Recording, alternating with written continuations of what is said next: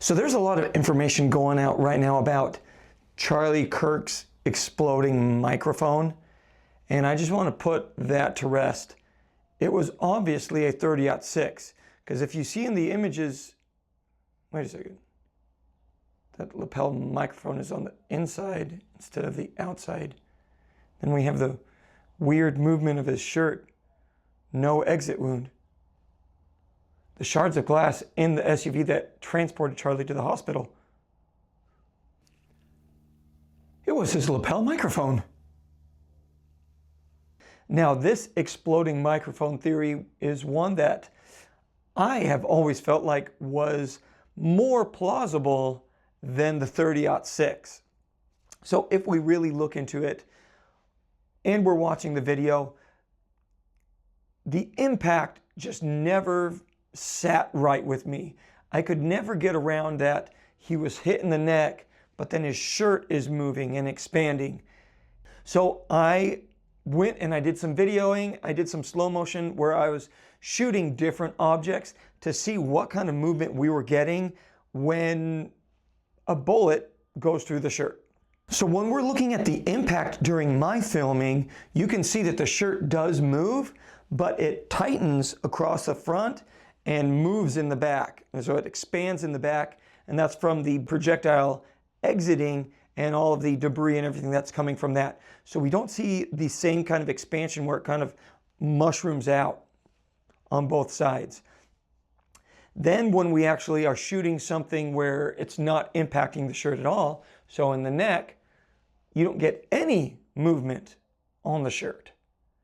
So there's obviously something going on there. So what I did is I took a couple of my firearms and I put the muzzle inside of the shirt.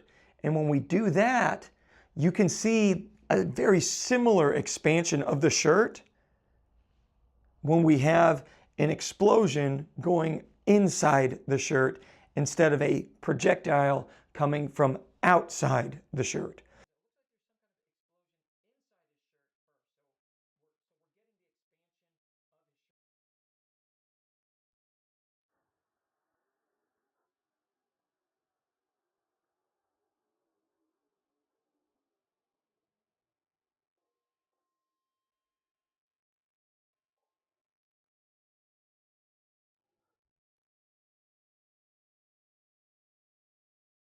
Now, another thing that never really sat well with me was no exit wound. No exit wound from a 30-06 within the range of 200 yards. That doesn't make sense. So I took some pork shoulder. It still has the shoulder bone in it. And I shot that. And we can obviously see that there's an exit wound on every shot, going through the meat, going through the bone, nothing stopping that bullet. So our neck, the human neck, is very thin. It doesn't have a lot of material behind it. A 30-06 is going to blow through that. Now, I know there's going to be a lot of comments from some hunters. They're saying, hey, I shot an elk or a deer in the neck and the bullet stopped. Well, I believe you. The thing with that is a deer, we're not even talking about an elk right now, a deer, its skin, muscle, bone, all of that is like 4 to 5 times stronger and more resistant to penetration than a human is. So you're talking about something that's 4 times stronger or 4 times more difficult to actually with a projectile than a human. So if we're comparing those things, so don't even get started with an elk, because an elk is much bigger. I don't think we can compare those things. It is not the same. So that pork shoulder is definitely showing us that that bone, that muscle, it ain't stopping a bullet. Now, this is a new development, or these next two things are new developments that, well, one of them I kind of knew about, but I was kind of like, it doesn't really make sense how that happened. But then the second one, this changed things for me. So the first one is there was shards of something in the SUV. So the speculation was that's bits and pieces of his lapel microphone.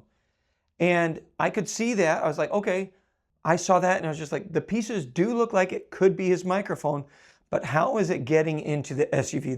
That doesn't make sense to me, because if it's exploding, so you can see mine, if it explodes, Okay, shrapnel or the pieces, the shards are going to explode out this way. So they should have been at the crime scene, which they did like dig up 10 inches of the soil and then repave over it within like a week. So there could have been a lot of shards of glass or parts of his lapel microphone in the soil, or explosive materials left over that may have been able to be gathered, but they got rid of it all. But that still doesn't answer how it got into the SUV. So this next thing that I just noticed was his lapel microphone was put on the inside of his shirt, not on the outside. So for me, typically I put it on the outside. Now the reason I do that, I'm going to take this off. I'm just going to show you. I'm going to take the wind protector thing off. If I put this on the inside of my shirt,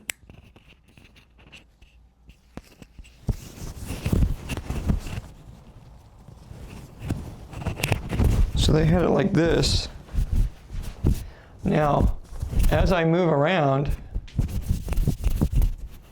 you can probably hear it moving underneath.